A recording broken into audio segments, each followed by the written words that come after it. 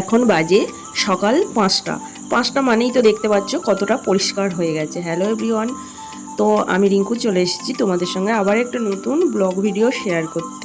কেমন আছো তোমরা সকলে? আশা করছি সকলে ভালো আছো, সুস্থ আছো। আমিও ভালো আছি, সুস্থ আছি।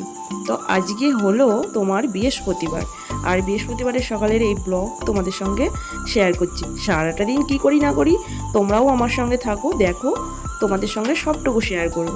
ঘুম থেকে উঠে নিচেই চলে এসেছি। চিয়া সিড ভেজাতে রেখে দিয়েছিলাম সারা রাত, সেটার মধ্যে একটু গরম জল ঢেলে এখন সেটাকে সেবন করব। চিয়া সিড খেলে ওজনটাও নিয়ন্ত্রণে রাখে, মানে ওজন কমাতেও সাহায্য করে, আর বেশ ভালোও থাকে। এখন তোমার বাজে 6টা 31, আমি ভাত চাপিয়ে দিয়েছি, এদিকে চা চাপিয়ে দিয়েছি, এদিকে ডিম ভেঙে নিয়েছি, চাউমিন হবে, চাউমিনও সিদ্ধ হয়ে গেছে গাইস। এই যে চাউমিন সিদ্ধ হয়ে গেছে। মেয়ে এখানে এখন সকালবেলায় রূপচর্চা করতে বসে গেছে। এই যে দেখতে পাচ্ছ, পা চর্চা, রূপ নয়, পা চর্চা করছে। পরে মুখে মাখবে, আগে পায়ের যত্ন নিচ্ছে। সুন্দর হলে মুখ এমনি সুন্দর হয়ে যায় দেখলে। গাইস দেখো সকালবেলায় আজকে কি কাণ্ড করছি। চা পড়ে যাচ্ছে, ডিম পড়ে গেল, ডিমটা গুলে রেখে দিয়েছিলাম, ধপাস করে পড়ে গেল, চা পড়ে গেল। আমার সঙ্গে কি হচ্ছে এগুলো ভগবান। তো গাইস দেখো চা পড়ে যাচ্ছে, ডিমটাও গুলে রেখে দিয়েছি, পড়ে গেল ধপাস করে। কি হচ্ছে আমার সঙ্গে এগুলো? ভালো লাগে না গো। আবার কিছুটা ফেলবে। ভগবান চাই না আমি ব্লগ করি। আমার মেয়ে বলছে সবসময় ভগবান চাই না বলেই তো ফোনটা হারিয়ে দিল। বললো না থাকবে বাস, না হবে বাস। এটা আমার মেয়ের ফোন বন্ধুরা, যেটা আমি ভিডিও করছি এটা হচ্ছে আমার মেয়ের ফোন, আর ওটা হারিয়ে গেছে। দুঃখ করে আর কি লাভ বলো, কষ্ট হয় মনের ভেতর, প্রচুর কষ্ট হয় ফোনটার জন্য। রাত্রিবেলা শুয়ে শুয়ে কাঁদি বিছানায়। ওরে বাবা রে, লোকের মেকআপ হয়ে গেলে মেয়ে হাসাচ্ছে। ফোন হারিয়ে ঘোড়া বিচ্ছে আসছে, ঘোড়া হাতে পায়ে মুখে মেয়েকে। লোকের ব্রেকআপ হয়ে গেলে কাঁদে, আর আমার ফোন হারিয়ে গেছে বলে আমি কাঁদি। পয়টা জড়িয়ে ধরে আমি তোমাকে মনে করে করে কাঁদি। তো কি আমার তো আর বয়ফ্রেন্ড নেই, আমি তো বিবাহিত, আমি কার জন্য ব্রেকআপের জন্য কাঁদবো? আমার ফোনের জন্য কিরকম করে কথা বলছে রে, নাটক করে। নাটক নাই, সত্যি আমার ফোনটার জন্য খুব কষ্ট হয়, খুব।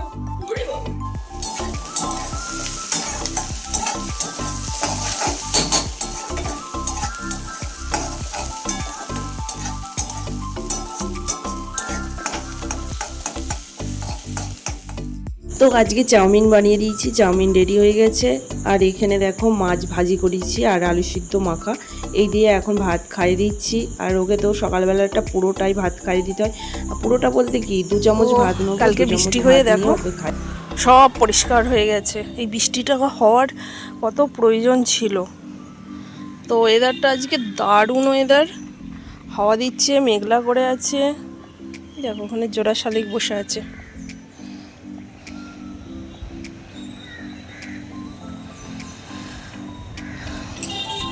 গাছগুলো জল পেয়ে, বৃষ্টির জল পেয়ে একবারে টাটকা তাজা হয়ে গেছে। দেখো জবা গাছটা আর বাঁচাতে পারলাম না গো বন্ধুরা, মরে গেল। এই রোগগুলো লাগলেই ছত্রাকের মতো ছাতা ছাতা আর হয়ে যায়, সব মরে যায়। বৃষ্টির জল পেয়ে গাছগুলো একটু প্রাণ ফিরে পেলো। বাপরে বাপরে, ওই দেখো গোলাপ ফুটেছে। 2-3টে গাছ, 4টে গাছ নিয়ে এলাম, একটা মরে গেল। এই শালিক পাখি তো বালতিতে ফেলে পাট শাক ধুলে না বেশ ভালো হয়, মানে যে কোনো শাকই বালতিতে ধুলে খুব ভালো হয়। ওই জন্য ছাদে এলাম পাট শাক ধুতে। জল পড়ছে, সিঁড়িতে জল পড়বে।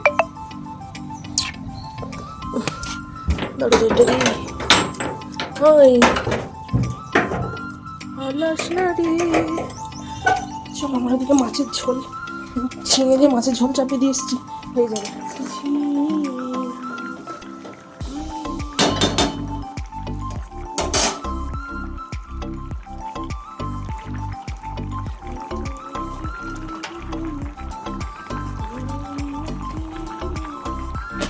এই যে রান্না বান্না করে এখন শাশুড়ি মাকে খাবার দিতে এসেছি। শাশুড়ি মাকে খাবার দেওয়া হয়ে গেছে। তো আগের দিন ঝড়ে আম পড়েছিল, তো আমগুলো আমাকে দিল কিছুটা, কারণ আমার শাশুড়ি মা গিয়ে কুড়িয়ে নিয়ে এসেছিল। আম গাছ আছে তো ও বাড়িতে, তাই আম কুড়িয়েছিল। আমরা তো থাকি না। তারপরে আগের দিন তো ধরো ঝড় হয়েছে, ঝড়ে তো প্রচুর নোংরা হয়েছিল। সেই এখন এসে ঘর বাড়িগুলো ঝাড় দিচ্ছে, ওপরের ঘরগুলো। সকালবেলা তো ঝাড় দেওয়া হয়নি, তাই একটু বেলাতেই ঝাড় দিচ্ছি। সকালবেলা মেয়ের টিফিন ভাত ওদিকে করতে গিয়ে ওদিকে অনেকটা সময় চলে যায়, তাই একবারে রান্না সেরে শাশুড়ি মাকে খাবার দিয়ে এসে তারপর এসে দিয়ে ঝাড়পাট দিলাম।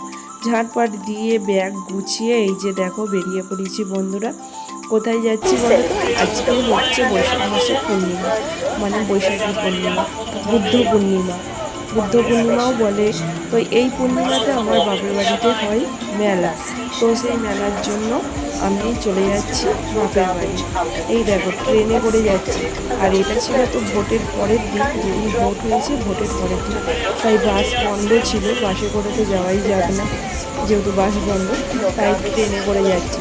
হ্যাঁ, আমার বাপের বাড়ি যাওয়া যাবে না, তো এই দুটো সুবিধা আছে, বাসেও যাওয়া যাবে ট্রেনেও যাওয়া যাবে। আবার তুমি টোটো বুক তো করলে যাওয়া যাবে। এখন টোটো মানে কি বলো তো, কত যাতায়াতের সুবিধা হয়ে গেছে। আমি একে টোটো বুক করে চলে আসি। এটা হচ্ছে কালনা স্টেশন ছেড়ে আসছে, সেই সময় একটু ভিডিও করলাম। বাইরের প্রকৃতিটা দেখতে এত ভালো লাগে ট্রেন থেকে। তারপর জানলার ধারে যদি বসার সিট পাও তো আরও ভালো লাগে। এই যে দেখো জানলার ধারে বসার সিট পেয়েছি।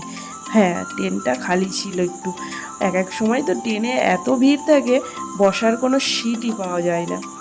তো বাড়ি এসি, দেখো বাড়ি বলতে বাপের বাড়ি এসি, ভাই কাটছে তরমুজ। হ্যাঁ, তরমুজ জানো তো ভিতরে লাল না হলে মানে খেতেও ইচ্ছা করে না, কেমন একটা লাগে।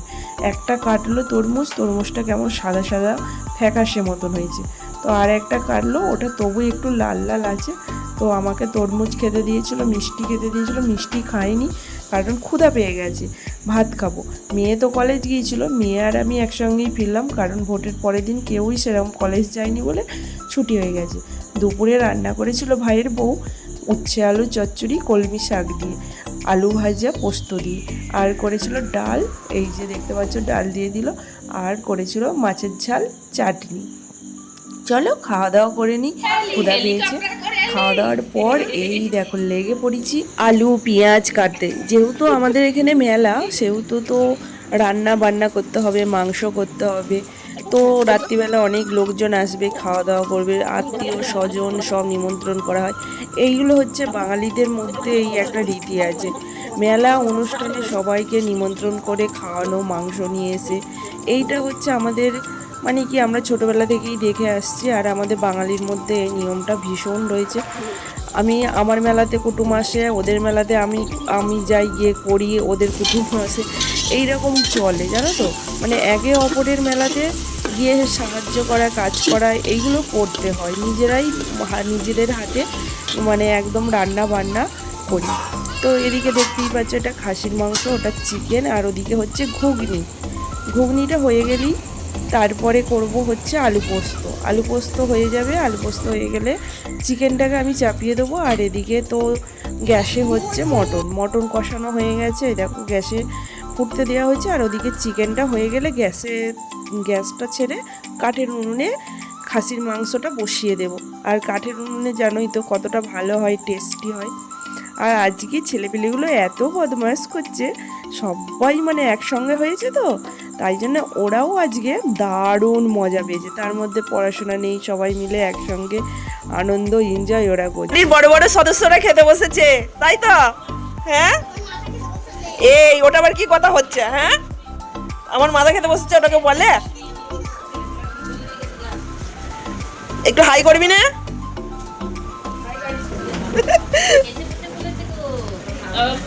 বড় সদস্যরা বসেছে, তুই কিছু বল। আমাদেরটা তো বলে দিল, তোমার মাথা বসেছে।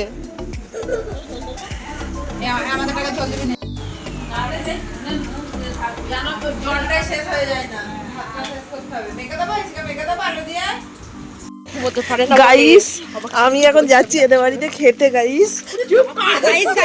বৃষ্টি পড়ছে এরা দেখো ছাতা মাথায়। গাইস এখন ডিকটা পাঁপড় ভাজছে আমাদের জন্য। আমাদের জন্য ভাবছি আরে ভুলে যাইনি, জল বাদলে আর ভাজিনি, দুটো খুনতে নিতে হয় বুঝেছিস। ফলমরা খাবে একটা করে দে।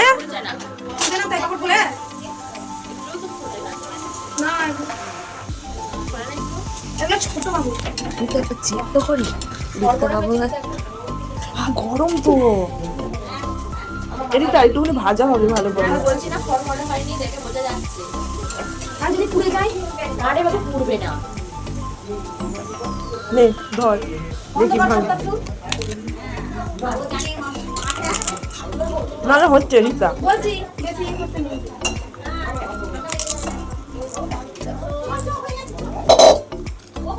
রিতা মা রিতাকে ভয় খাই ফাঁকারের চোটে, আমিও আমার মেয়েকে ভয় খাই। তো আজকে আমাদের বৌদিদের বাড়ি নিমন্ত্রণ ছিল। তো বৌদিরা আজকে রান্না করেছে রাত্রিবেলা হচ্ছে পটল আলু তরকারি, চিকেন ছিল, ওদেরও খাসির মাংস ছিল, চাটনি ছিল, পাঁপড় ছিল, মিষ্টি ছিল। হ্যাঁ এটা দিয়েছে আলু ভাজা, তোমাদেরকে বলতে ভুলে গেছি, ফার্স্টে ছিল আলু ভাজা, আলু ভাজার পর পটল আলু তরকারি দিয়েছিল, তারপরে চিকেন, আমি তো মটন খাই না, তারপরে চিকেন দিয়েছিল আমাকে, আর ওরা মটন খাই বলে ওদেরকে মটন দিয়েছিল। তো এই ছিল রাত্রিবেলা মেনু।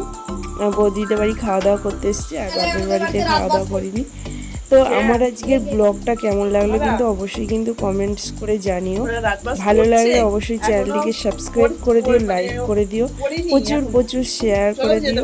আবার দেখা হবে তোমাদের সঙ্গে নেক্সট ব্লগে। ততক্ষণ তোমরা সকলে ভালো থেকো, সুস্থ থেকো, সাবধানে থেকো, হাসি খুশিতে থেকো। তারপর বাড়িতে এসে দেখছি এরাও বড়রা খাওয়া দাওয়া করতে বসে গেছে, মানে ভাইয়ের বন্ধুরা এসে। আমাদের বাড়িতে হয়েছিল আলু পোস্ত, চিকেন, তারপরে মটন, চাটনি, পাঁপড়, মিষ্টি, এই হচ্ছে মেনু।